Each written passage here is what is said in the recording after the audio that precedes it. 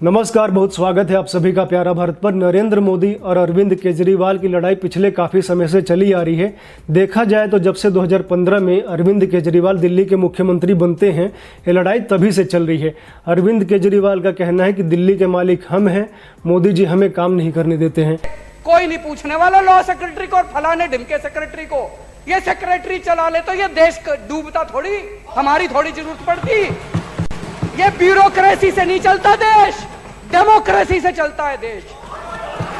दिल्ली के मालिक हम हैं, दिल्ली के मालिक ये लोग नहीं है। ये हमारे ऑर्डर को पास करेंगे, मानेंगे, हम दिल्ली चलाएंगे। मोदी जी के समर्थक कहते हैं कि अरविंद केजरीवाल काम नहीं करना चाहते हैं, बहाने बनाते रहते हैं। कुछ भी होता है तो मोदी जी को दोष देते हैं, उनको तो छींक भी आती है तो कहते हैं इसके पीछे मोदी जिम्मेदार है। और ये जो राजनीतिक लड़ाई है, राजनीति से होते हुए ये कोर्ट कचहरी तक भी पहुंचती है। मामला जो है 2015 में हाई कोर्ट भी पहुंचता है, उसके बाद हाई कोर्ट से होते हुए सुप्रीम कोर्ट पहुंचता है। और अभी जो रिसेंट सुप्रीम कोर्ट का ऑर्डर है वो आम आदमी पार्टी के पक्ष में है, दिल्ली सरकार के पक्ष में है, जिसमें सुप्रीम कोर्ट का ये कहना है कि जो लेफ्टिनेंट गवर्नर हैं उनको सभी जो बातें हैं, जो ट्रांसफ़र पोस्टिंग के जो मामले हैं, वो मुख्यमंत्री से या जो काउंसिल ऑफ मिनिस्टर्स है उनसे कंसल्ट करके ही लेने चाहिए, क्योंकि पूरा मामला ही जो देखा जाए वो ट्रांसफ़र और पोस्टिंग का है। केजरीवाल कहते हैं कि जितने भी अधिकारी हैं उनका ट्रांसफ़र पोस्टिंग हम करेंगे, केंद्र सरकार या एलजी आप कहिए तो उनका कहना है कि हम करेंगे। केजरीवाल का बोलना है कि दिल्ली के लोगों ने हमें चुन के भेजा है, दिल्ली के मुख्यमंत्री हम हैं, दिल्ली के मालिक हम हैं, तो ट्रांसफ़र पोस्टिंग का अधिकार भी हमें होना चाहिए। यदि हमें अधिकार नहीं है, यदि दिल्ली की जो जनता है वो नहीं चाहती कि हम ट्रांसफ़र पोस्टिंग करें, तो वो फिर मोदी जी को ही चुन लेती, भारतीय जनता पार्टी को चुन लेती। लेकिन उन्होंने चूंकि आम आदमी पार्टी को चुना है तो ट्रांसफ़र पोस्टिंग का अधिकार हमको है। हमने वादे किए हैं, जनता हमसे पूछेगी। हमें अपने अफसर चुनने का अधिकार होना चाहिए, हमें अपने लोग चुनने का अधिकार होना चाहिए। केंद्र सरकार कहती है कि ट्रांसफ़र पोस्टिंग का अधिकार हमें इसलिए है क्योंकि जहां तक चुनने की बात है कि जनता चुनती है या नहीं चुनती है, तो हमें भी देश की जनता ने चुना है। और दिल्ली कोई नॉर्मल केंद्र शासित प्रदेश तो है नहीं, दिल्ली देश की राजधानी है और पूरे देश को लोगों ने हमें चुना है। और दिल्ली में राष्ट्रपति का भवन है, प्रधानमंत्री का घर है, सुप्रीम कोर्ट है, इंटरनेशनल एम्बेसीज जितने राजदूतावास हैं सब दिल्ली में हैं। तो दिल्ली के ट्रांसफ़र पोस्टिंग का अधिकार हमें होना चाहिए। ये जो पूरा मामला है चल रहा है, ये सुप्रीम कोर्ट का निर्णय आता है 11 मई 2023 को आम आदमी पार्टी के पक्ष में कि भाई इनको अधिकार है, एलजी को ये कंसल्ट कर सकते हैं चाहे तो। अब इस निर्णय के आने के बाद ही, सुप्रीम कोर्ट के निर्णय के आने के बाद ही सौरभ भारद्वाज जो आम आदमी पार्टी में मंत्री हैं वो आशीष मोरे को उनके पद से बर्खास्त कर देते हैं। आशीष मोरे जो कि दिल्ली में सर्विसेज डिपार्टमेंट के सेक्रेटरी होते हैं। बाद में आशीष मोरे ये आरोप लगाते हैं कि सौरभ भारद्वाज ने उनके साथ अभद्रता की, मिसबिहेव किया, ये भी आरोप लगते हैं। और आशीष मोरे को सौरभ भारद्वाज जब हटाते हैं तो बिना किसी प्रोटोकॉल को पालन किए हुए, क्योंकि जब आईएएस अधिकारियों को हटाया जाता है तो एक प्रोटोकॉल ये होता है कि सिविल सर्विसेज बोर्ड से कंसल्ट किया जाता है, जिसमें सौरभ भारद्वाज ने ऐसा नहीं किया, उन्होंने सीधा उनको हटा दिया। यह पूरा मामला चल ही रहा होता है केंद्र सरकार और दिल्ली सरकार के बीच में। लेकिन इसी बीच 19 मई 2023 को केंद्र सरकार एक ऑर्डिनेंस पास करती है जिसका नाम था the national capital civil service authority. इसमें 3 मेंबर हैं, chief minister of Delhi, chief secretary of Delhi, home secretary of Delhi. Chief minister of Delhi इसके एक्स ऑफिशियो चेयरमैन हैं। एक्स ऑफिशियो चेयरमैन वो होते हैं कि किसी भी चुनाव की आवश्यकता नहीं है, किसी भी चीज़ की आवश्यकता नहीं है, चीफ मिनिस्टर हैं तो वो इसके चेयरमैन होंगे ही एक्स ऑफिशियो, मतलब वो होते ही हैं। तो ये जितने भी अब ट्रांसफ़र और पोस्टिंग का जो डिसीजन दिल्ली में लिया जाना है वो ये अथॉरिटी ही लेगी, मेजोरिटी से लेगी। 3 इसमें मेंबर हैं, chief minister, chief secretary, home secretary. ये लोग मेजोरिटी से कोई भी डिसीजन लेंगे। और कहीं भी डिसएग्रीमेंट होता है किसी भी डिसीजन को लेके तो जो एलजी के पास मामला जाएगा और एलजी का जो डिसीजन है वो इसमें फाइनल माना जाएगा। उसके बाद 20 मई को 8 सीनियर ऑफिसर्स, दिल्ली के 8 सीनियर ऑफिसर्स ये आरोप लगाते हैं दिल्ली की सरकार पे कि उनको हरास किया जा रहा है, उनको परेशान किया जा रहा है, उनसे कुछ अनवांटेड डॉक्यूमेंट्स पे साइन करने के लिए उनको बाध्य किया जा रहा है, उनके विरुद्ध अभद्र भाषा का प्रयोग किया जा रहा है, फोल लैंग्वेज उनके प्रति प्रयोग किया जा रहा है। इसमें दो लोगों का यहाँ पे बताना बहुत आवश्यक है। एक है सूरबीर सिंह और मधुर वर्मा। मधुर वर्मा एंटी करप्शन ब्रांच के चीफ हैं दिल्ली के, और सूरबीर सिंह ये दोनों जो है पंजाब से आते हैं। तो इन्होंने यह भी आरोप लगाया कि चूँकि इनके जो परिवार के लोग हैं वो पंजाब में हैं, तो पंजाब की पुलिस द्वारा इनके परिवार को परेशान कराया जा रहा है। तो ये पूरा मामला क्या है, क्यों दिल्ली सरकार और केंद्र सरकार के बीच में खींचतान मची हुई है, क्यों केंद्र सरकार को ऑर्डिनेंस लाने की आवश्यकता पड़ती है, क्यों जो है सुप्रीम कोर्ट तक बात चली जाती है, फिर भी जो है अभी तक इस मामले को पूरा सॉर्ट आउट नहीं होता है। तो इसको समझने के लिए हमें चलना पड़ेगा इतिहास में। इतिहास में चले तो स्वतंत्रता से पहले दिल्ली जो था वो डायरेक्ट गवर्नर जनरल या आप कहिए कि वायसराय उनके द्वारा ही शासन उस पर किया जाता था, और chief commissioner of Delhi viceroy उसको नियुक्त करते थे। तो मतलब ये जो चीफ कमिश्नर ऑफ दिल्ली है वो डायरेक्ट वायसराय को रिपोर्ट करते थे, मतलब डायरेक्ट ही रिपोर्टिंग होती थी। कोई भी लोकल गवर्नमेंट दिल्ली में स्वतंत्रता से पहले नहीं थी। स्वतंत्रता प्राप्त करने के बाद भारत में 4 प्रकार के राज्य बने, group A states, group B states, group C states और ग्रुप डी स्टेट्स। दिल्ली को ग्रुप सी स्टेट्स में रखा गया। दिल्ली को मुख्यमंत्री भी उस समय था और विधानसभा भी थी और काउंसिल ऑफ मिनिस्टर्स वहाँ पे होते थे। लेकिन जो जिम्मेदारी दी गई थी, जो रिस्पॉन्सिबिलिटीज़ और जो अधिकार दिए गए थे दिल्ली के मुख्यमंत्री और वहाँ के लेजिस्लेटिव असेंबली को, वो बहुत अधिक नहीं थे। क्या पावर्स थी उनकी? पब्लिक यूटिलिटीज़, साफ़ सफाई, वाटर सप्लाई की भारी साफ़ सफाई कहीं करना है, कहीं नाली ख़राब है, बिजली देखना है, पानी देखना है। तो यही सारी जो है जिम्मेदारी दिल्ली के लेजिस्लेटिव असेंबली को, उनके चीफ मिनिस्टर और काउंसिल ऑफ मिनिस्टर्स को दी गई थी। और उस समय भी उनको पुलिस, पब्लिक ऑर्डर और लैंड बिल्कुल नहीं दिया गया था।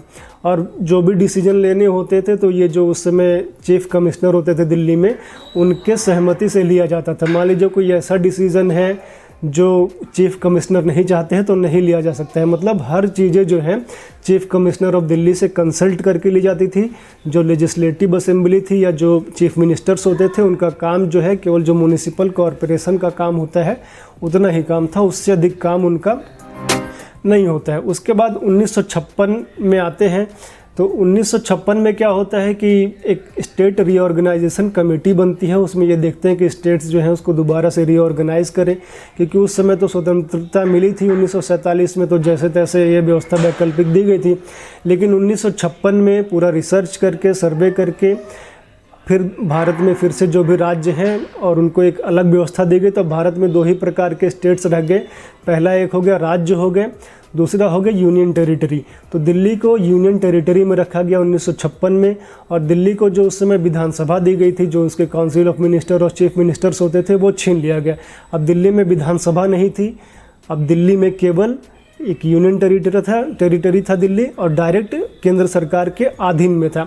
उसके 1 साल बाद 1957 में पार्लियामेंट से एक एक्ट पास होता है जिसका नाम था the municipal corporation of Delhi. इसके तहत एक नगर पालिका, ये जो एक्ट है ये पास होता है, और दिल्ली को जो नगर पालिका के काम होते हैं, साफ़ सफाई, सड़क, ये सब यही काम दिल्ली को दे दिया जाता है। अब यहाँ पे दिल्ली में कोई मुख्यमंत्री नहीं है।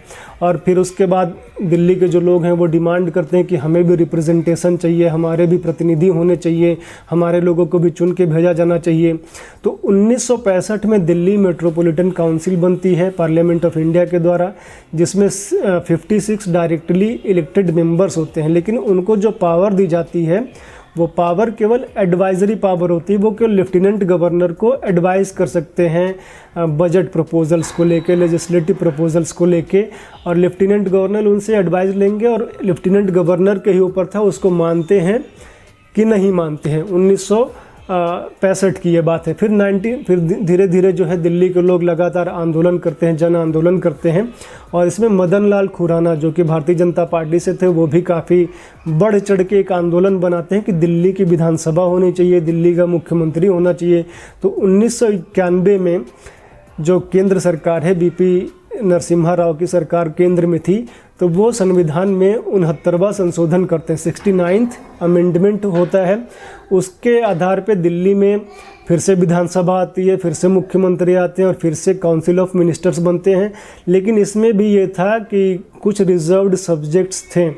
इस पूरे संशोधन में भी 3 चीज़ें रिजर्व रखी गई: पब्लिक ऑर्डर, पुलिस और लैंड।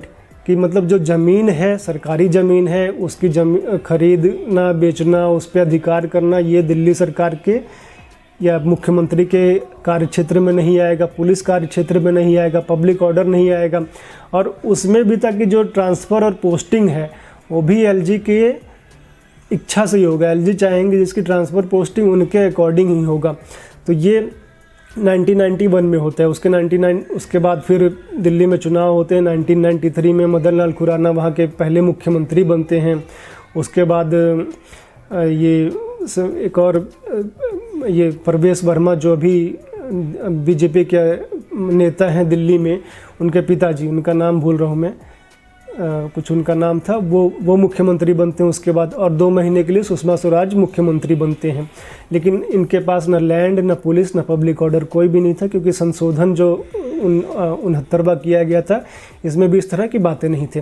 फिर उसके बाद सुषमा स्वराज के बाद 1998 में फिर चुनाव होते हैं। तो 1998 में शीला दीक्षित मुख्यमंत्री चुनी जाती हैं और 2003 तक मुख्यमंत्री वो रहती हैं। अब आप ये देखिए जो समय है 1998 से 2003 तक का, ये लगभग देखिए तो अटल बिहारी वाजपेयी इस समय प्रधानमंत्री, लगभग इसलिए कह रहे हैं क्योंकि बीच में वो कुछ 13 दिन के लिए रहे, फिर 13 महीने के लिए रहे, फिर 1999 में वो जाके परमानेंट 2004 तक रहते हैं। तो ये शीला दीक्षित मुख्यमंत्री बनती हैं दिल्ली की और 2003 तक रहती है। और 2003 तक जो है अटल बिहारी वाजपेयी की सरकार थी। फिर चुनाव होते हैं 2003 से 2008 में भी शीला दीक्षित, 2008 से 2013 तक भी, मतलब 15 सालों तक शीला दीक्षित दिल्ली की मुख्यमंत्री रहती हैं। और शुरू में तो अटल बिहारी वाजपेयी की सरकार थी, लेकिन कभी भी इस तरह की बातें नहीं आती हैं कि ट्रांसफ़र पोस्टिंग को लेकर कोई समस्या हो, लैंड, पुलिस या किसी भी चीज़ों को लेकर कोई भी समस्या, कोई भी प्रॉब्लम देखने में नहीं आती है। और इसी दौरान शीला दीक्षित जो है मेट्रो का जो प्रोजेक्ट है दिल्ली में वो भी कंप्लीट करती हैं। शुरू मदन लाल खुराना के समय ही हो गया था, लेकिन वो कंप्लीट करती हैं। लैंड उनके अंडर में नहीं था उसके बावजूद भी, क्योंकि जो प्राइवेट लैंड है जो खरीदी जा सकती हैं वो तो खरीद सकते हैं, सरकारी लैंड आपके अंडर में नहीं है। और मान लीजिए सरकारी जो ज़मीन है वो भी कंसल्ट करके, कोऑपरेट करके वो चीज़ें हो सकती थी, तो उन्होंने वैसे चलाया। लेकिन अब क्या होता है, शीला दीक्षित के जाने के बाद बहुत सारे आरोप लगे, पूरी सरकार ही, यूपीए की सरकार भी चली गई और दिल्ली में भी अरविंद केजरीवाल ने शीला दीक्षित पे बड़े बड़े आरोप लगाए कि करप्ट हैं, कॉमनवेल्थ घोटाले हुए, काफ़ी सारी चीज़ें हुई। तो दिसंबर 2013 में चुनाव होता है। दिसंबर 2013 में आम आदमी पार्टी की सरकार बनती है। उनको बहुमत नहीं प्राप्त होता है, बहुमत से वो कुछ दूर पे रहते हैं। तो जिस कांग्रेस पार्टी के विरुद्ध चुनाव लड़े थे, जिस शीला दीक्षित को वो हरा के आए थे, उसी कांग्रेस पार्टी से समर्थन लेते हैं और दिसंबर 2013 से 14 फरवरी 2014 तक, यानी 49 दिन, 49 डेज तक वो सरकार में रहते हैं। फिर उनको घुटन होती होगी कि समर्थन लेके हैं, अपने मन की चीज़ें नहीं कर पा रहे हैं। फिर यह भी एक एंगल हो सकता है कि 2014 में ही लोकसभा का चुनाव होना था। केजरीवाल को लगा कि एक ही बार, पहली बार मैंने चुनाव लड़ा, दिल्ली का मुख्यमंत्री बन गया, तो हो सकता है ऐसे मैं लोकसभा का चुनाव लड़ूं तो प्रधानमंत्री बन जाऊं। तो प्लान ये होता है, अरविंद केजरीवाल आ जाते हैं बनारस, नरेंद्र मोदी के विरुद्ध चुनाव लड़ते हैं। अमेठी में कुमार विश्वास राहुल गांधी के विरुद्ध चुनाव लड़ते हैं। अरविंद केजरीवाल चुनाव जीत तो नहीं पाते हैं बनारस में, लेकिन फिर भी दूसरे नंबर पर रहते हैं, 3 लाख वोटों से हारते हैं मोदी से। और चुनाव हारने के बाद इस दौरान जो है दिल्ली में राष्ट्रपति शासन था, और चुनाव हारने के बाद दोबारा से वो दिल्ली के लिए चुनाव लड़ते हैं और फिर से आम आदमी पार्टी की सरकार वहाँ पे बनती है फरवरी 2015 में। और इस बार दिल्ली की 70 विधानसभा सीटों में से 67 विधानसभा की सीटें जो दिल्ली की जनता है वो आम आदमी पार्टी को दे देती है, मतलब पूर्ण बहुमत से भी काफ़ी ज़्यादा, मतलब ब्रूट मेजोरिटी देती है। और यहीं से कहीं ना कहीं अरविंद केजरीवाल के सर में ये बात चढ़ जाती है कि दिल्ली के मालिक हम हैं, हम जो चाहेंगे वो करेंगे, ट्रांसफ़र, पोस्टिंग, लैंड, पुलिस सब हमारे अंडर में है। और इस तरह की बातें इसके बाद से शुरू हो जाती है, क्योंकि इससे पहले जो अरविंद केजरीवाल लगभग 49 दिनों तक मुख्यमंत्री थे, कोई भी समस्या इस तरह की नहीं आई थी। एलजी साहब से उम्मीद नहीं करती और प्रधानमंत्री से तो उम्मीद छोड़ चुकी थी, इसीलिए 3 बच गई है। अब देखिए, अब घटनाएं मैं आपको गिनाऊंगा, घटनाएं बताऊंगा कि क्या क्या कारण रहे, किन किन घटनाओं के कारण जो है इस तरह की स्थिति आज बन गई है कि मामला हाई कोर्ट, सुप्रीम कोर्ट और इस तरह से अब पूरा तरह से एक तरह से पॉलिटिकल ये पूरा मामला हो चुका है।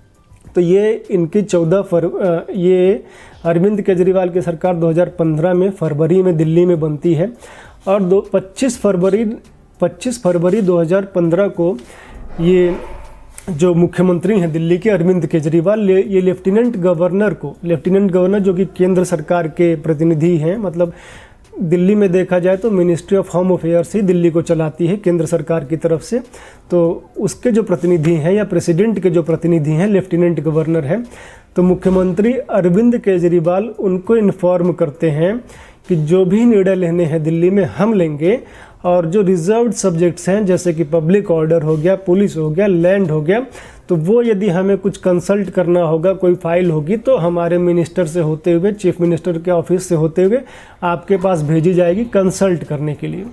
तो ये 25 फरवरी को 2015 में अरविंद केजरीवाल जो है लेफ्टिनेंट गवर्नर को इन्फॉर्म करते हैं। फिर लेफ्टिनेंट गवर्नर भी लीगल एडवाइस लेते हैं, फिर वो बताते हैं अरविंद केजरीवाल को कि देखिए ऐसा नहीं है, जो प्रक्रिया आप चला रहे हैं कि आपके माध्यम से फाइल आएगी या आप प्रोसेस को इनिशिएट करेंगे, ऐसा नहीं है। प्रोसेस इधर से इनिशिएट होगा, क्योंकि जो रिजर्व्ड सब्जेक्ट्स हैं, लैंड हो गया, पुलिस हो गया, पब्लिक ऑर्डर हो गया, उस पर पूरा अधिकार जो है लेफ्टिनेंट गवर्नर को है। तो ये हम इधर से उसको एक्शन को इनिशिएट करेंगे। यदि हमें लगता है कि कंसल्ट करना है तो हम कंसल्ट आपसे कर लेंगे, लेकिन ये हमारा विशेष अधिकार है। तो ये जो है एलजी बोलते हैं, और एलजी जो है उसके बाद 15 अप्रैल 2015 को इसका रिटन कम्युनिकेशन भी अरविंद केजरीवाल को भेज देते हैं।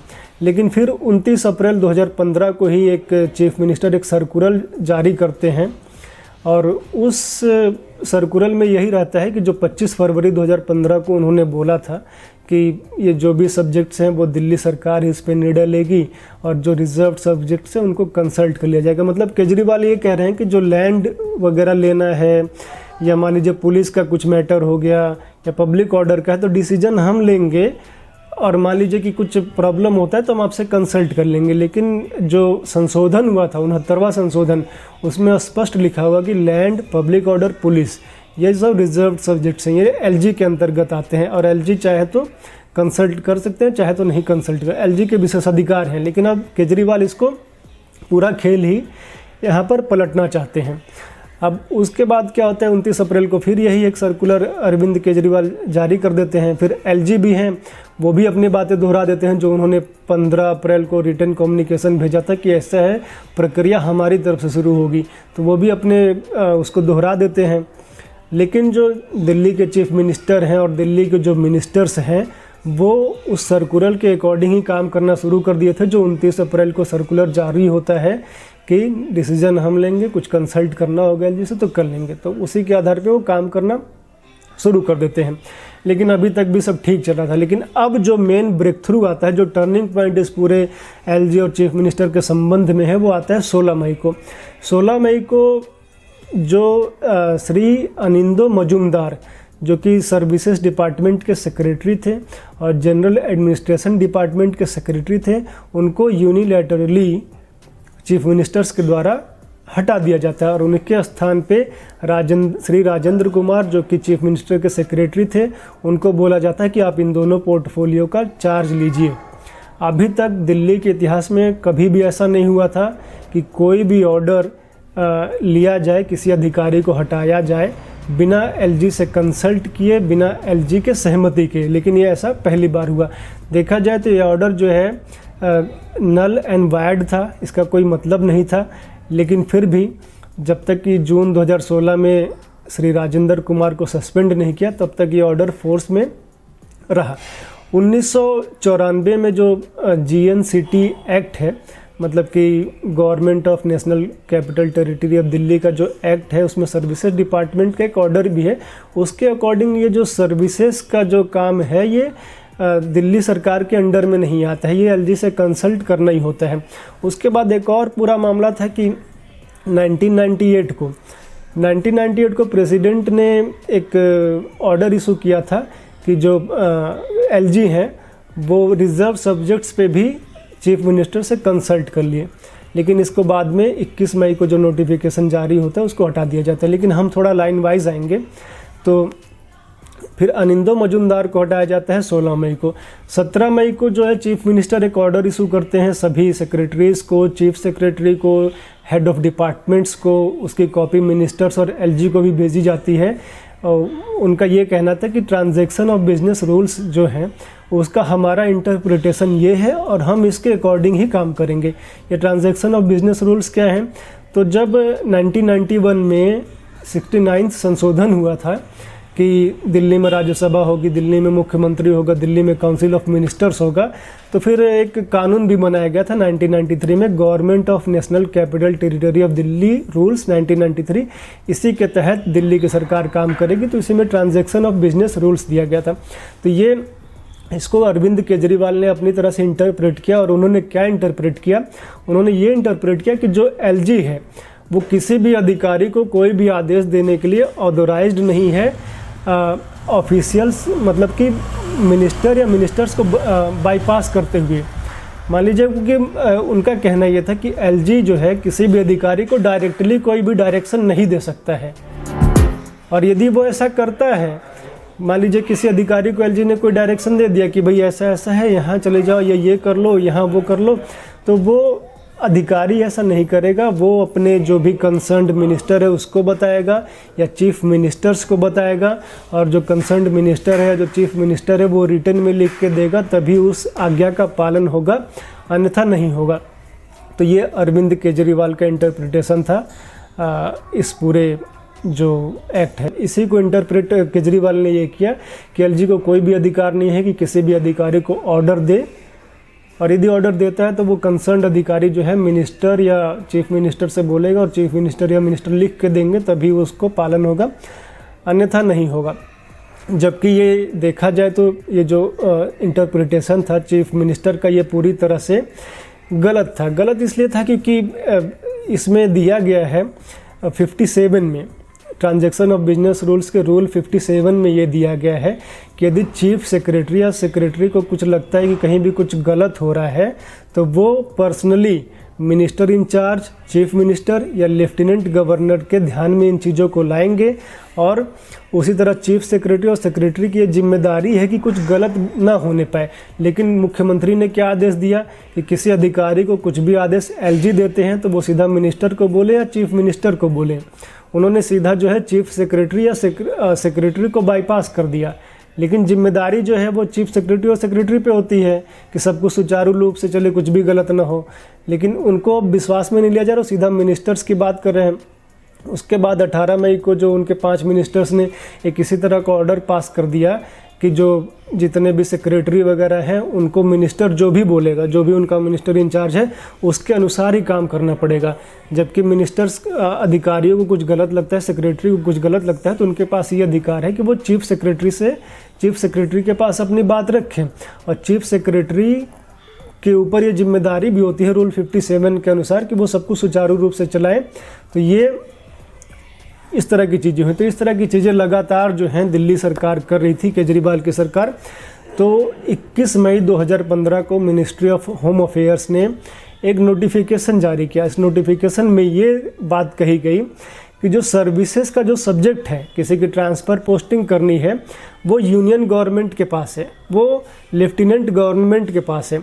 उसके बाद जो एंटी करप्शन ब्रांच है उसमें भी केजरीवाल अपने अकॉर्डिंग ही चला रहे थे, तो उसको भी अपने अधिकार क्षेत्र में यूनियन गवर्नमेंट लेती है, क्योंकि केजरीवाल उसके माध्यम से जो केंद्र सरकार के अधिकारी हैं, केंद्र सरकार के जो IAS IPS हैं, उनकी जांच करवाने का प्रयास कर रहे थे, तो उसको भी अपने अधिकार में लेती है। और ये तर्क ये दिया जाता है मिनिस्ट्री ऑफ होम अफेयर्स के द्वारा कि चूँकि दिल्ली कोई राज्य तो है नहीं, दिल्ली के पास अपनी स्टेट पब्लिक सर्विस तो है नहीं, या स्टेट पब्लिक सर्विस कमीशन तो है नहीं, कोई अपने अधिकारी इनके तो है नहीं, तो जिस विषय पे ये लोग नियम कानून रूल्स नहीं बना सकते हैं, तो उस पे ये एग्जीक्यूट कैसे कर सकते हैं, उसके अधिकारियों को ट्रांसफ़र पोस्टिंग कैसे कर सकते हैं। और अभी तक जितना भी दिल्ली का इतिहास है, अभी आज तक ऐसा हुआ नहीं। दिल्ली मात्र एक म्यूनिसिपल कॉरपोरेशन है जिसको साफ़ सफाई, बिजली, सड़क, पानी इसी के लिए रखा गया था। लेकिन अब केजरीवाल हर चीज़ पे अपनी कंट्रोल में लेना चाहते थे, तो इसलिए जो है 21 मई को ये नोटिफिकेशन जारी होता है। और ये नोटिफिकेशन जारी होने के बाद ही 27 मई को केजरीवाल कोर्ट चले जाते हैं, दिल्ली के हाई कोर्ट में। और कोर्ट जाने के बाद भी जो दिल्ली की सरकार है या कह लीजिए कि केजरीवाल की जो सरकार है वो सारे मामले पहले की तरह चला रही थी। उनका मानना यह था कि चूंकि हम कोर्ट में चले गए हैं तो जो कुछ भी जैसा भी चल रहा था वो वैसा ही चलते रहेगा। जबकि होना ये चाहिए था कि मिनिस्ट्री ऑफ होम अफेयर्स ने नोटिफिकेशन जारी कर दिया था, तो आपके जो भी ऑर्डर थे, आपके जो भी अधिकार थे ट्रांसफ़र पोस्टिंग, वो सारे रद्द हो गए। उन्होंने तो अपने अंडर ले लिया, तो आपको रुक जाना चाहिए था। लेकिन इन्होंने ये इंटरप्रेट किया कि हम कोर्ट चले गए हैं तो जैसा पहले चल रहा था वैसा चलते रहेगा। और इस दौरान कई सारे ट्रांसफ़र पोस्टिंग हुए, जिसको मैं कुछ गिना रहा हूँ। 12 मई 2015 को डॉक्टर सौरभ कुलश्रेष्ठ जो कि एडिशनल सेक्रेटरी लॉ के थे, उनको हटा दिया जाता है उनके पद से।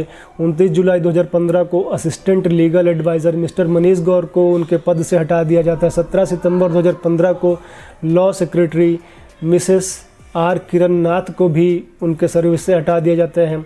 23 नवंबर 2015 को 2 डेनिक्स ऑफिसर जो कि एडिशनल सेक्रेटरी लॉ में अपॉइंटेड थे, उनको हटा दिया जाता है। 25 मई 2016 को श्री विक्रांत वैद को एडिशनल सेक्रेटरी लॉ के पद से हटा दिया जाता है। उसी प्रकार 31 मई 2016 को श्री ब्रजेश सेठी को लॉ सेक्रेटरी के पद से हटा दिया जाता है। ये सारे जो निर्णय लिए जा रहे थे केजरीवाल सरकार द्वारा बिना एलजी को कंसल्ट किए हुए, एलजी को बिल्कुल भी कंसल्ट नहीं किया जा रहा था, और ये सारे जो निर्णय हैं यूनिलैटरली लिए जा रहे थे। जबकि 21 मई 2015 को ministry of home affairs notification जारी कर चुकी थी कि ट्रांसफ़र पोस्टिंग का अधिकार जो है ये दिल्ली सरकार को नहीं है, लेकिन फिर भी ये सारे निर्णय लिए जाते हैं। और भी कई सारे निर्णय लिए गए जिसमें ग्रॉस मिसयूज ऑफ पावर देखी गई। जैसा कि एक निर्णय लिया गया 18 अप्रैल 2016 को, सौम्या जैन जो कि उस समय के स्वास्थ्य मंत्री सत्येंद्र जैन की पुत्री थी, उनको नियुक्त किया गया as a adviser to mission director Delhi state health mission. मतलब जो मोहल्ला क्लिनिक दिल्ली में खोले जा रहे थे उसी में एडवाइज़र टू मिशन डायरेक्टर उनको नियुक्त किया गया। सौम्या जैन एक आर्किटेक्ट हैं बाय प्रोफेशन। उनके सीवी में भी डॉक्टर नाम का नामो निशान नहीं है, लेकिन फिर भी नियम और कानून को पालन ना करते हुए, क्योंकि अकॉर्डिंग टू नियम भी ये सही नहीं था, उनको एडवाइज़र नियुक्त किया गया। और उनकी नियुक्ति किसने की, किसने अप्रूव किया उनके अपॉइंटमेंट को, कोई इसका एविडेंस नहीं है। क्योंकि एक बाद में सुंगलू कमेटी भी बनाई थी एलजी ने इन सारे मामलों की जांच करने के लिए, लेकिन नाम नहीं पता चला कि किसने अपॉइंट किया था सौम्या जैन को। उसी तरह मिनिस्टर्स के रेसिडेंस को, जो कि दीनदयाल उपाध्याय मार्ग पे था, उसको केजरीवाल की सरकार ने आम आदमी पार्टी का ऑफिस बनाने के लिए अलॉट कर दिया। जैसा कि हम आपको बता चुके हैं कि पहले भी और 1991 में जो 69वां संशोधन हुआ था संविधान का, उसमें भी लिखा गया था कि लैंड, पब्लिक ऑर्डर, पुलिस, ये मतलब राज्य सरकार या फिर आप कह लीजिए कि जो दिल्ली की सरकार है उसके अधीन नहीं है, ये इस पर कोई भी निर्णय नहीं ले सकते। लेकिन फिर भी सरकारी ज़मीन को, सरकारी बंगले को आम आदमी पार्टी के ऑफिस के लिए अलॉट कर दिया गया। और इसमें 18 अक्टूबर 2015 को ये पूरा एक सर्कुलर जारी हुआ चीफ सेक्रेटरी के द्वारा कि इसमें ये डिसीजन लिया गया कि इनको ऑफिस खोलने के लिए, कंस्ट्रक्शन करने के लिए ज़मीन प्रोवाइड की जाए।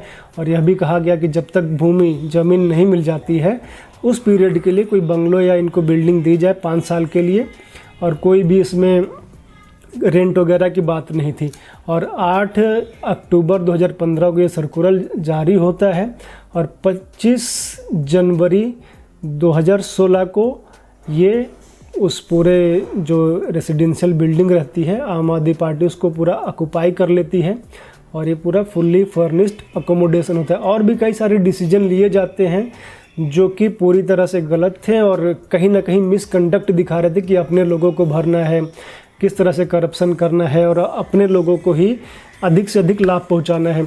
एक ऐसा ही मामला सामने आया कि जो दिल्ली कमीशन फॉर वुमेन की चीफ थी स्वाति मालीवाल, उनको एकोमोडेशन अलॉट किया गया but according to the rules of DCW, Delhi commission women's का जो रूल है या रेगुलेशन जो उसका संविधान है उसके अकॉर्डिंग उसकी चीफ को कोई एकोमोडेशन का कोई प्रावधान नहीं है।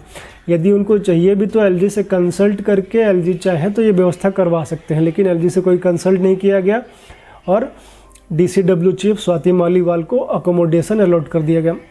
उसी तरह से निकुंज अग्रवाल का अपॉइंटमेंट किया जाता है as OSD to health minister on fraud basis. जो निकुंज अग्रवाल हैं वो आम आदमी पार्टी के मुखिया अरविंद केजरीवाल के रिश्तेदार भी हैं, सगे संबंधी हैं, और इसीलिए नियमों को ताक पे रख के उनको ओएसडी बना दिया जाता है हेल्थ मिनिस्टर का, जो कि उस समय सत्येंद्र जैन थे। 4 अगस्त 2016 को जो निर्णय आ जाता है हाई कोर्ट में, जो हाई कोर्ट में पूरा मामला गया था 27 मई को, तो 4 अगस्त 2016 को हाई कोर्ट का जजमेंट आ जाता है, और ये जो जजमेंट है वो केंद्र सरकार के फेवर में आता है, एलजी के फेवर में आता है। हाई कोर्ट का कहना था कि दिल्ली में सारे निर्णय लेने का अधिकार एलजी को है, वो चाहे तो चीफ मिनिस्टर को कंसल्ट कर सकते हैं, नहीं चाहे तो नहीं कंसल्ट कर सकते, और ट्रांसफ़र, पोस्टिंग, लैंड, सारे मतलब एक तरह से अधिकार जो है एलजी को ही है। उनके विवेक के ऊपर है कि वो कंसल्ट करना चाहते हैं कि नहीं चाहते हैं। उसके बाद ये अपील होती है, सुप्रीम कोर्ट में मामला जाता है, सुप्रीम कोर्ट में चलते रहता है, फिर 2 जजों की बेंच इसकी सुनवाई करती है, फिर उनको लगता है कि ये जो पूरा मामला है ये आके एक पॉइंट पे रुक रहा है, और वो पॉइंट था आर्टिकल 239 AA, जो कि 1991 में संविधान का 69वां संशोधन हुआ था, जिसमें 239 AA जोड़ा गया था। तो उसमें ये पूरा मामला आके अड़ रहा है, उसका इंटरप्रिटेशन एक बार हो जाए कि वो क्या कहता है, तो सारा जो है क्लैरिटी आ जाएगी, दूध का दूध पानी का पानी हो जाएगा। तो उसको क्लैरिटी के लिए जो है 15 फरवरी 2017 को कॉन्स्टिट्यूशन बेंच का गठन किया जाता है। उसके बाद 4 जुलाई 2018 को सुप्रीम कोर्ट का जजमेंट आता है।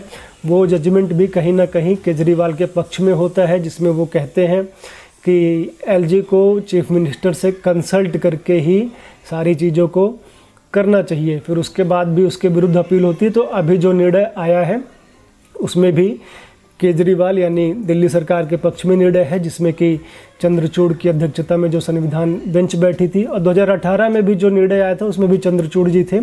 तो जो बेंच बैठी थी तो उसमें यह कहा गया कि चूँकि ये दिल्ली की जो सरकार है वो जनता चुन के इनको भेजती है, तो इनको जो है अधिकार है, एलजी जो है कैन नॉट एक्ट इंडिपेंडेंटली।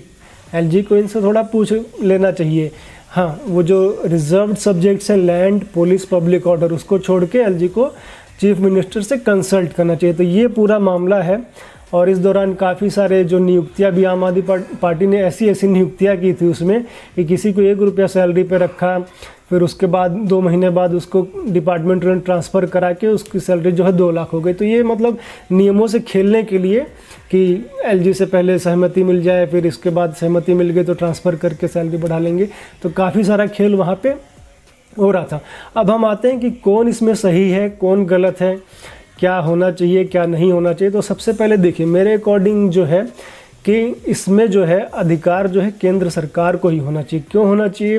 क्योंकि शुरू से ही देखिए, शुरू से ही स्वतंत्रता से पहले भी और स्वतंत्रता के बाद भी ये जो चीफ मिनिस्टर या काउंसिल ऑफ मिनिस्टर्स का जो कंसेप्ट है वो केवल म्यूनिसिपल कॉरपोरेशन तक के लिए ही सीमित है। क्योंकि दिल्ली जो है देश की राजधानी है। केजरीवाल जब ये कहते हैं कि हमें दिल्ली की जनता ने चुन के भेजा है तो हम ही दिल्ली के मालिक हैं, तो केंद्र सरकार को भी देश की जनता ने चुन के भेजा है। और दिल्ली कोई एक प्रदेश नहीं है, कोई एक राज्य, कोई एक यूनियन टेरिटरी नहीं है कि वहाँ का होगा।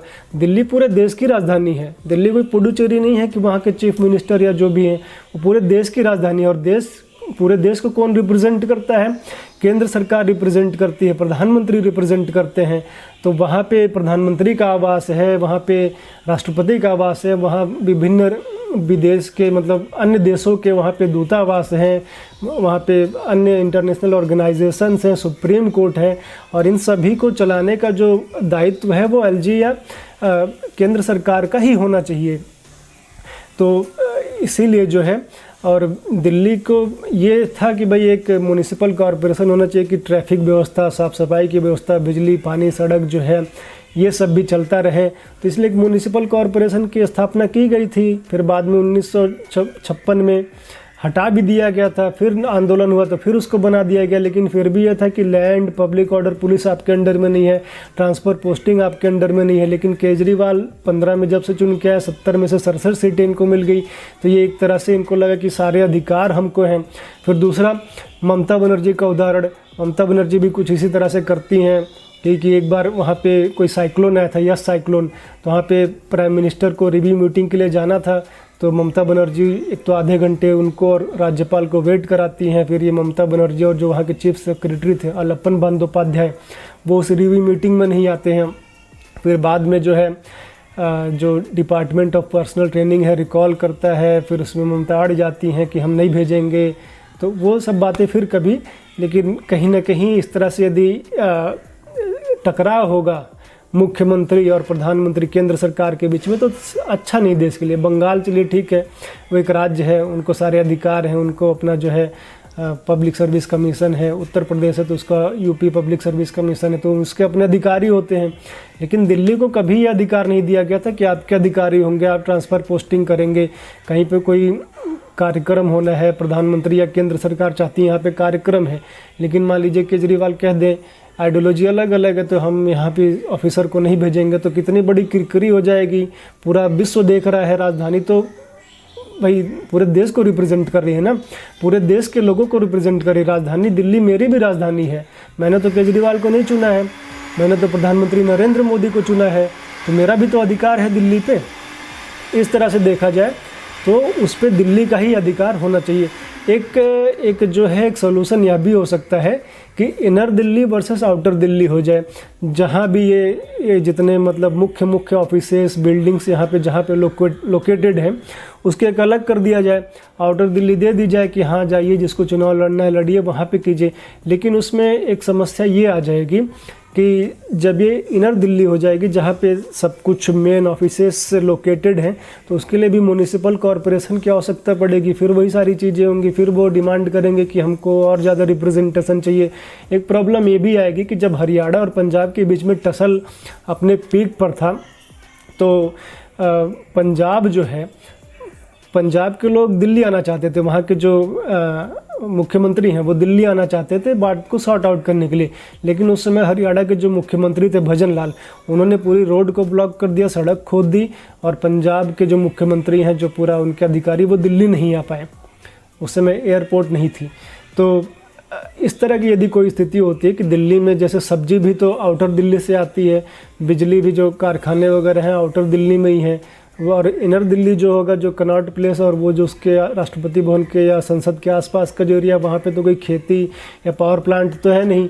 तो कोई ऐसे अर्बन नक्सल व्यक्ति आ जाए या एकदम अगेंस्ट हो, जैसे केजरीवाल तो लगभग अर्बन नक्सल ही हैं, वो टुकड़े टुकड़े गैंग का समर्थन करते हैं, वो जब सर्जिकल स्ट्राइक होता है तो उसके विरोध में खड़े हो जाते हैं। तो वो कह देंगे कि भाई हम सप्लाई कट कर दे रहे हैं, बिजली नहीं जाएगी, पानी की भी बड़ी किल्लत है, वो हरियाणा से नहर आती है तो उसको भी वो कट कर देंगे कि हम वहाँ जाने ही नहीं देंगे। तो ये सब प्रॉब्लम आएगी। तो इसका एकमात्र यही सलूशन है कि दिल्ली को फिर से म्यूनिसिपल कॉरपोरेशन वाली व्यवस्था की जाए, ये जो मुख्यमंत्री का पद वगैरह है ये हटाया जाए और उसको सीधा केंद्र सरकार के अधीन ही रखा जाए, और म्यूनिसिपल कॉरपोरेशन के साफ़ सफाई के लिए ये सारी ही व्यवस्था होनी चाहिए। ये जो उन्होंने अथॉरिटी बना दी कि बहुमत से होगा, इसमें chief minister, chief secretary, home secretary, और इसमें कोई मतलब प्रॉब्लम आती है तो एलजी के पास जाएं, तो उसके बाद जो है केजरीवाल ने ये कहना शुरू कर दिया है कि आज मेरे साथ हुआ है कल अन्य पार्टियों के साथ भी हो सकता है। तो ये विपक्षी पार्टियों के पास जा के मदद मांग रहे हैं कि आप जो है इस ऑर्डिनेंस को पास ना होने दें, क्योंकि अभी जब मानसून सत्र आएगा तो उसमें ये पेश होगा लोकसभा और राज्यसभा में, तो उसमें ये कह रहे हैं कि इसको पास ना होने दिया जाए, नहीं तो ये लोकतंत्र की हत्या हो जाएगी। आज मेरे साथ है कल किसी और के साथ होगा। तो इसमें ममता बनर्जी इनके सपोर्ट में आ गई हैं, क्योंकि उनकी तो भाई इसी तरह की स्थिति रहती है। जेपी नड्डा जब चुनाव प्रचार करने गए थे तो उनके काफिले पे हमला हुआ था, 3 आईपीएस ऑफिसर जो इसके लिए रिस्पॉन्सिबल थे, केंद्र सरकार ने उनको रिकॉल किया था कि आप रिपोर्ट कीजिए यहाँ पे सब काम छोड़ के, लेकिन उन्होंने, ममता बनर्जी ने उनको एनओसी नहीं दिया, रिलीज़ ही नहीं किया, बाद में उनको प्रमोट भी कर दिया। अब ये केंद्र सरकार के पास इतना अधिकार नहीं है कि यदि राज्य सरकार उनको ना छोड़े तो क्या कार्रवाई करे।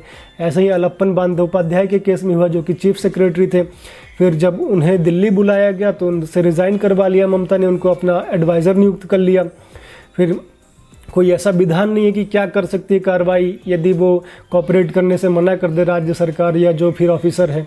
तो केंद्र सरकार ने ये बात चलाई कि आपकी पेंशन रोक देंगे, ग्रेचुइटी रोक देंगे, जो पोस्ट रिटायरमेंट बेनिफिट्स होती हैं वो सारी चीज़ें ख़त्म कर देंगे। तो ममता बनर्जी का सपोर्ट तो तुरंत इनको मिल गया। कांग्रेस से भी सपोर्ट मांग रहे हैं, लेकिन कांग्रेस में दिल्ली के एक बड़े नेता हैं कांग्रेस के, अजय माकन, वो इसका विरोध कर रहे हैं। वो क्या विरोध कर रहे हैं उसको एक बार हम लोग जान लेते हैं। अजय माकन कह रहे हैं यदि हम केजरीवाल की बातों को मानेंगे तो इसमें कई सारी खामियां हैं। उनका कहना है कि यदि केजरीवाल को हम सपोर्ट करते हैं तो हम बाबा साहब अम्बेडकर, पंडित जवाहरलाल नेहरू, सरदार वल्लभ भाई पटेल और लाल बहादुर शास्त्री का अपमान करेंगे।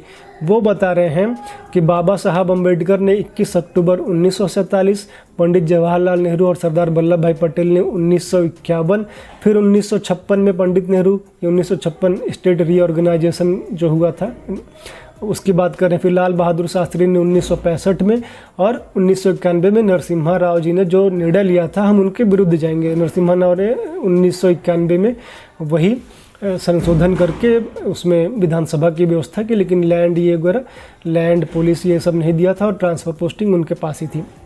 और फिर उनका यह भी कहना है कि ये ऑर्डिनेंस यदि नहीं पास होगा तो केजरीवाल को ऐसी यूनिक प्रिविलेज मिल जाएंगी जो कि इससे पहले के मुख्यमंत्री हो, चाहे वो शीला दीक्षित हो, चाहे मदन लाल खुराना हो, चाहे साहेब सिंह वर्मा हो, चाहे सुषमा स्वराज हो, उनको नहीं मिला था। इसके ये कुछ एडमिनिस्ट्रेटिव रीजंस भी देते हैं। एडमिनिस्ट्रेटिव रीजंस उनके ये हैं कि दिल्ली जो है कोऑपरेटिव फेडरलिज्म में फिट नहीं बैठता है, क्योंकि ये जस्ट कोई स्टेट या यूनियन टेरिटरी नहीं है, राष्ट्रीय राजधानी है, ये पूरे देश को बिलोंग करती है, पूरे हर एक नागरिक को बिलोंग करती है और दिल्ली के नागरिकों को इससे लाभ तो है, लेकिन चूंकि ये राष्ट्रीय राजधानी है तो जो केंद्रीय सरकार है हर वर्ष इस पर लगभग 40,000 करोड़ रुपया खर्च करती है, जिसका बोझ के दिल्ली की सरकार नहीं उठाती है। और यही पूरा मामला कम्प्लेक्स मैटर जो है स्वतंत्रता के समय भी आया था, तो एक कमेटी बैठी थी बाबा साहब अम्बेडकर की अध्यक्षता में, जिसने कि अपनी रिपोर्ट जो है 21 अक्टूबर 1947 को दी थी और दिल्ली का रेफरेंस देते हुए उन्होंने ये बात कही थी, so far as Delhi is concerned it seems to us that as the capital of India it can hardly be placed under a local administration. In the United States, Congress exercises exclusive legislative power in respect of the seat of the government. So to in Australia कि मतलब चूँकि ये राजधानी है तो local government के under में हम इसको नहीं दे सकते हैं। B.R. अम्बेडकर जी का ऐसा कहना था। उसी तरह जो सेंट्रल एरियाज़ हैं वो इस तरह की बातें वो अजय माकन कह रहे हैं। फिर उसके बाद अजय माकन जो हैं वो और भी बातें कहते हैं कि पंडित नेहरू हो गए या सरदार वल्लभ भाई पटेल ने उन्होंने डॉक्टर भीमराव अंबेडकर जी की बात मानते हुए दिल्ली को पार्ट सी स्टेट में रखा था, जिसको विधानसभा या मुख्यमंत्री नहीं दिया था। उसको एक चीफ कमिश्नर था, फिर बाद में वही एलजी वगैरह बन गया और उसमें ये अधिकार एलजी को या चीफ कमिश्नर को दिए गए थे कि वो जैसा चाहे, जैसा उनको सही लगे वो वैसा करें। चीफ मिनिस्टर से या काउंसिल ऑफ मिनिस्टर से उनको कंसल्ट करना कर सकते हैं, लेकिन मान लीजिए कोई निर्णय लेते हैं और उनको सही नहीं लगता तो वो उसको कैंसिल कर, मतलब फुल पावर जो है एलजी को थी, वो फुल पावर एलजी को पंडित नेहरू और सरदार वल्लभ भाई पटेल ने दिया था। उसके बाद यही चीज़ें रहीं। दिल्ली हाई कोर्ट का भी यही निर्णय था 1956 में। फिर स्टेट रीऑर्गेनाइजेशन कमेटी बैठती है, फिर वो हट जाता है। फिर लाल बहादुर शास्त्री जब बाद में प्रधानमंत्री बनते हैं तो मेट्रोपॉलिटन काउंसिल बनता है, जिसको केवल एडवाइजरी पावर्स थी। तो इस तरह की चीज़ें जो है इंडिपेंडेंस के बाद किसी भी प्रधानमंत्री ने दिल्ली के मुख्यमंत्री को किसी भी अधिकारों को ट्रांसफ़र और पोस्टिंग का जो है अधिकार नहीं दिया है। वही बात ये कह रहे हैं। एक बात और कह रहे हैं कि अभी जो सुप्रीम कोर्ट का ऑर्डर आया है उसमें भी पैराग्राफ 95 में सुप्रीम कोर्ट ये यूनियन गवर्नमेंट को ये अलाउ करता है कि वो चाहे तो इस लॉ को मॉडिफाई कर सकते हैं, अपने अकॉर्डिंग सारी चीज़ें कर सकते हैं। तो कुल मिला के यही है कि केजरीवाल सभी के पास जा रहे हैं कि हमारे साथ आज ऐसा हुआ है, कल आपके साथ भी हो सकता है, लेकिन कुल मिला के देखा जाए तो केंद्र सरकार के पास ही सारी चीज़ें हैं और यदि सुचारू रूप से चलाना है तो ये म्यूनिसिपल कॉरपोरेशन ही बना के रखना पड़ेगा। और केजरीवाल म्यूनिसिपैलिटी का चुनाव लड़के वही रहना चाहे तो ठीक है, नहीं तो केजरीवाल जिस तरह से केवल वही नहीं, वो मतलब जो रिजर्व सब्जेक्ट्स है उसमें भी हाथ डाल रहे हैं। रिजर्व सब्जेक्ट मतलब जैसे जो ज़मीन है उसमें भी कह रहे हैं कि हमको ज़मीन चाहिए, जबकि वो संशोधन के अकॉर्डिंग भी वो दिया हुआ है कि आप भाई लैंड पुलिस और पब्लिक ऑर्डर पुलिस आपके अंडर में है। तो ये जो है सबसे सहयोग मांग रहे हैं। अजय माकन इसका विरोध कर रहे हैं, कांग्रेस पार्टी की अलका लांबा वो विरोध कर रही है। अजय माकन ने कुछ पॉलिटिकल रीजंस भी दिए हैं विरोध करने के। वो कहते हैं कि भाई ये वही केजरीवाल है जिसने राजीव गांधी का भारत रत्न वापस लेने के लिए मोशन पास किया था अपने विधानसभा में। ये वही केजरीवाल है जो 370 के मामले में केंद्र सरकार के साथ संसद के अंदर और संसद के बाहर भी सपोर्ट कर रहा था। ये वही केजरीवाल है जहाँ जहाँ पे कांग्रेस की सरकारें हैं, ये बीजेपी को फ़ायदा पहुँचाने के लिए वहाँ वहाँ पे लड़ता है चुनाव। तो ये पॉलिटिकल रीजंस है। और कई पार्टियाँ जो है, कांग्रेस हो गई, कई लोग अभी इसके समर्थन में नहीं आ रहे। जो कश्मीर की party national conference, Omar Abdullah की पार्टी, वो भी कह रहे हैं कि आज आप ऐसा कह रहे हैं, जब हमारी बारी थी, जब 370 हटाया जा रहा था, जब कश्मीर को राज्य छोड़ के यूनियन टेरिटरी बनाया जा रहा था, तब आप कहाँ थे? तब तो आप केंद्र सरकार का सपोर्ट कर रहे थे। तो जैसा आप कर रहे हैं वैसा आप भोग रहे हैं। आपको क्या लगता है, आपके अकॉर्डिंग क्या होना चाहिए? आपकी इस पर क्या राय है कि ये किसकी गलती है? केंद्र सरकार की गलती है या राज्य सरकार, या अर्थात मतलब यूनियन टेरिटरी जो दिल्ली सरकार की गलती है कि ये लगातार जो कन्फ्रंटेशन हो रहा है, क्या इसका सॉल्यूशन है? कमेंट करके आप लोग ज़रूर बताइए। आप लोग जुड़े रहिए। और आप लोग को कैसा लगा ये पूरा वीडियो? अच्छा लगा तो लाइक, कमेंट और शेयर ज़रूर कर दें और चैनल को सब्सक्राइब कर लें। बहुत परिश्रम लगता है इस तरह के वीडियोस बनाने में, और जल्द ही हम अब स्टूडियो के रूप में आएंगे और अच्छा काम करेंगे। तो आप लोग सहयोग करते रहिए, सब्सक्राइब कीजिए, शेयर कीजिए, जुड़े रहिए, देखते रहिए प्यारा भारत। धन्यवाद।